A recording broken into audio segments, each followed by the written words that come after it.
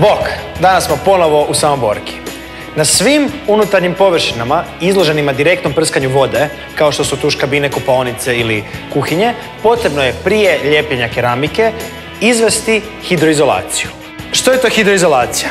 Hidroizolacija sprječava prodor vode i vlage u podove i zidove, a time i oštećenja keramičkih obloga, žbuka i estriha, te doprinosi očuvanju dekorativnog izgleda. Najučinkovitije sprječavanje prodora vode u slojeve estriha i zidova postiže se izvedbom polimer cementne hidroizolacije. Hidroelastic 2K je dvokomponentna, fleksibilna polimer cementna hidroizolacija.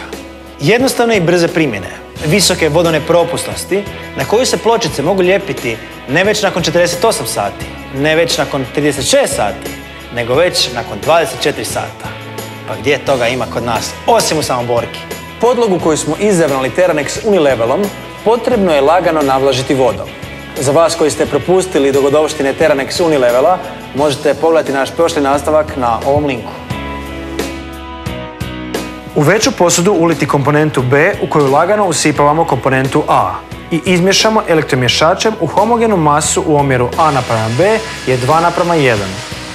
Izmješani materijal mora odstajati cca 5 minuta, što je vrijeme sazrijevanja, te ga prije upotrebe ponovno lagano promiješati.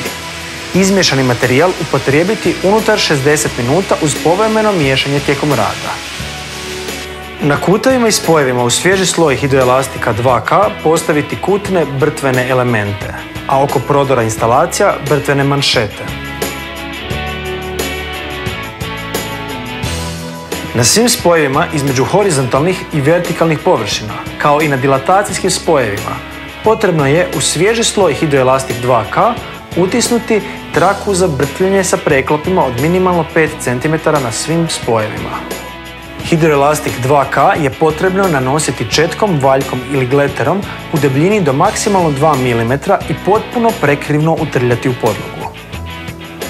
Drugi sloj nanositi na djelomično očvrsli prvi sloj unutar 4 do 6 sati okomito na smjer nanošenja prvog sloja.